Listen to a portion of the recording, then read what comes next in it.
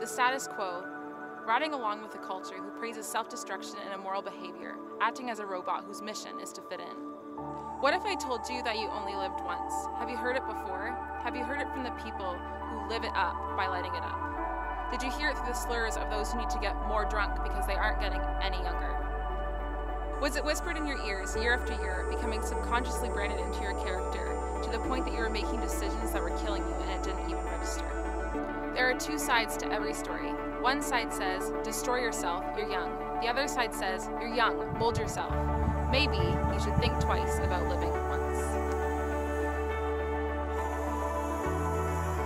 We live in the promise, but is that what we uphold? We are powerful creatures more than we know. When we go to the grave, are we legends of selfish joyrides and temporary pleasures, or are we leaving behind a statue that marks a greater standard?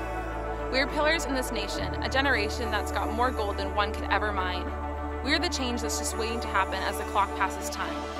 As the waves run deep and the heat gets heavy, will you stand? Can you stand? We need an army of brothers and sisters, people who will defend the victory that has been won for us with the price of life.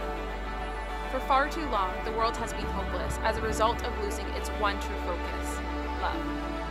What happened to love? It's been buried by sex and lust. It's been dried up and crushed.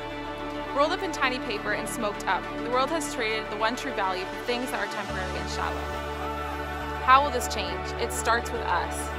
It continues with mediocrity not being good enough. Let's take our trends and brand something new. What if for once something stayed the same? We made long-lasting change.